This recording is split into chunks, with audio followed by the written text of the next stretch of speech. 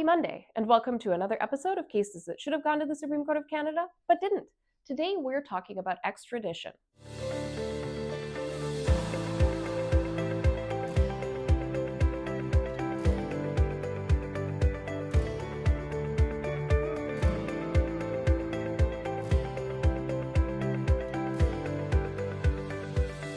Cases that should have gone to the Supreme Court of Canada, but didn't.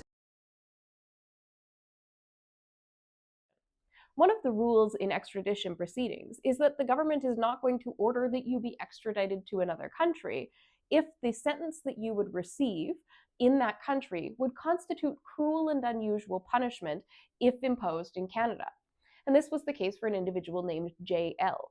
This person was ordered to be extradited to the United States for offenses, which offenses would have, if he was found guilty of them, attracted a sentence of between 41.3 years and life in prison. Whereas in Canada, the sentence that he would have received was between 6 and 9 years in prison. And obviously life in prison, or even 40 years in prison, which is the majority of most people's lives and usually your good years, those are significant sentences that are significantly different than the sentence in Canada.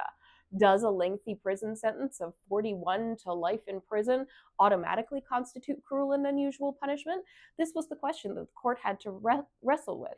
And unfortunately, they determined that the extradition order was valid.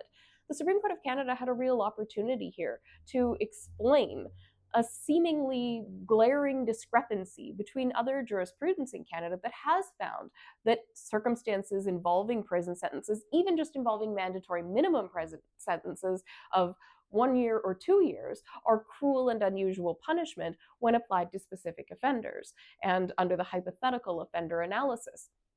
So how can it be that short prison sentences can constitute cruel and unusual punishment in Canada, but a prison sentence that's more than 4 times as long as what you could potentially receive in Canada, maybe even a life sentence, doesn't constitute cruel and unusual punishment when it is so far removed from what a person would get here?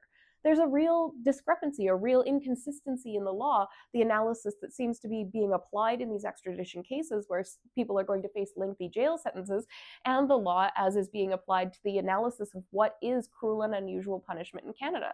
And I think the Supreme Court of Canada needs to answer for that inconsistency. They need to sort out that discrepancy and say why it should be that we have these two essentially different understandings of what this Section 12 right means in our Charter of Rights and Freedoms. And it's unfortunate that the Supreme Court of Canada didn't take the opportunity to resolve this conflict. As it stands, people are going to be extradited, facing jail sentences that are nowhere near what they would receive in Canada, and could potentially end up in them being imprisoned for life in another country. Cases that should have gone to the Supreme Court of Canada, but didn't.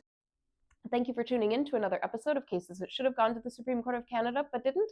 I'm Kyla Lee at Acumen Law Corporation. Thank you to Brazen Bull Creative for putting together these videos. Please like, subscribe, and share with your friends.